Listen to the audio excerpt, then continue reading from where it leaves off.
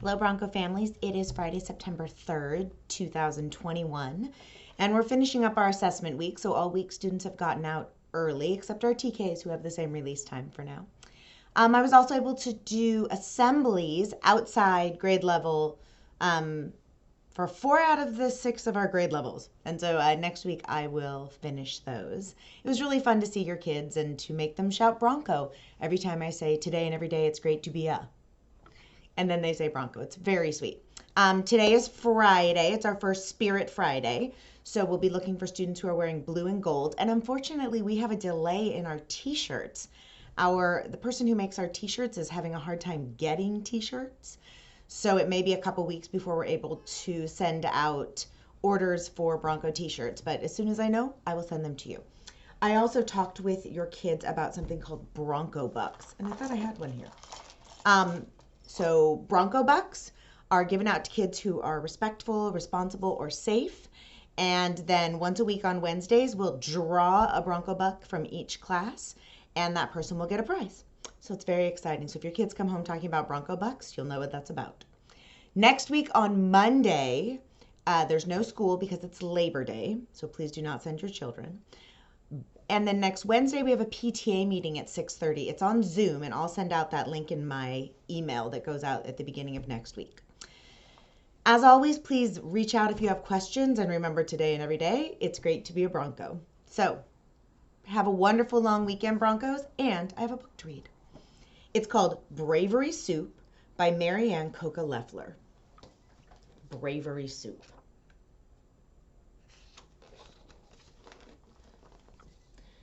Carlin was afraid of everything. He was afraid of bumps in the night, bump. Of trying new things, of being alone. He was afraid of his own shadow. You need a bit of bravery, said his friend Zach, and I know where you can get it. Early the next morning, Zach led Carlin to the edge of the woods, where they saw Big Bear, the bravest animal in all the land. He was standing by the fire, stirring a big pot of soup. I wonder if that's the bravery soup. I've never had bravery soup.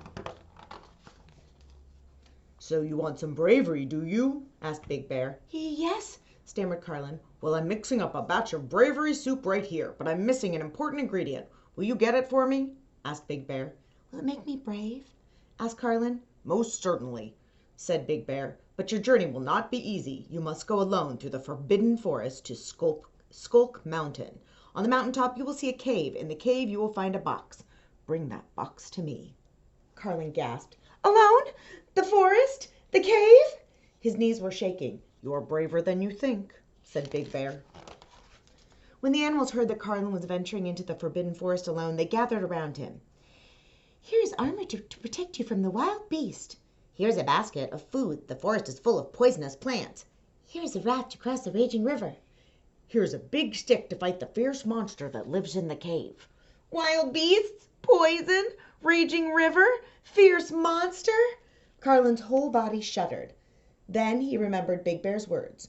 You are braver than you think. It kind of sounds scary to me, but it's nice that his friends are helping him. Now or never, Carlin thought. Slowly he walked into the thick forest. His friends waited for a while, growing more and more worried. It is much too dangerous for little Carlin, they decided. They decided to search for him. As Carlin's friends entered the forest, they came across the armor. Oh no, he is hurt! They found the basket of food untouched. Oh my, he is starving. Then they spotted the raft, floating at the river's edge. Oh no, the river has swept him away. Do you think it has? But Carlin was not hurt. He realized he could not walk fast wearing the heavy armor. I can flee the beast more quickly without it, he thought, so he took the armor off. Carlin was not starving.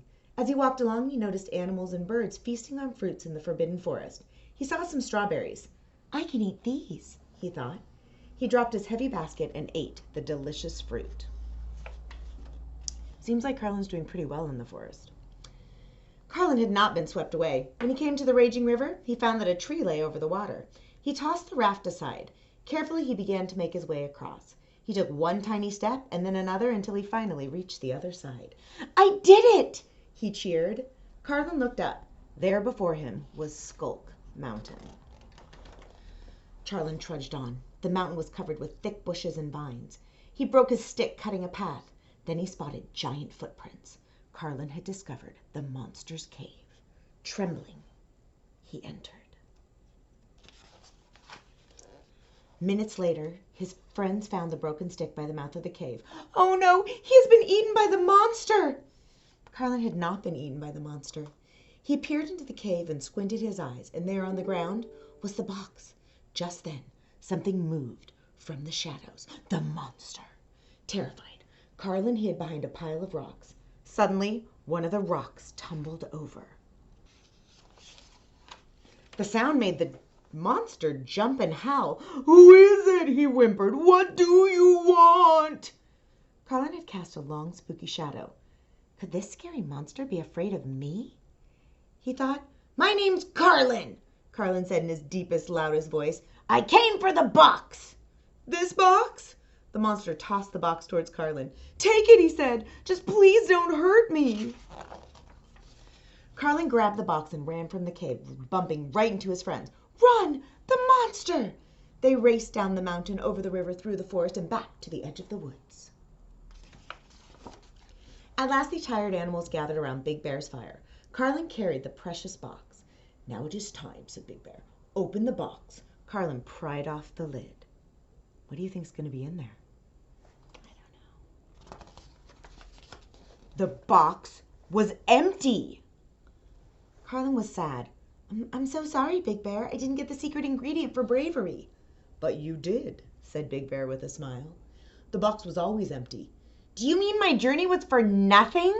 asked Carlin in surprise. "Your journey was not for nothing," said Big Bear. "You faced the forest and you faced your fear. It is not what is inside the box that makes you brave. It is what is inside of you."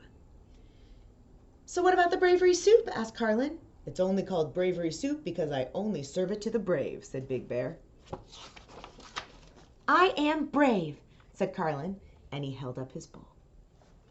So what Carlin realized is that he had that bravery inside of him all along. We all go through things that are scary, and we all go through things that are hard, and so we need to look inside of us and to our friends and family. You'll notice his friends were super supportive to support us during those times. So, Broncos, I hope that you have a wonderful long weekend. Remember, today and every day, it's great to be a Bronco. Bye, Broncos.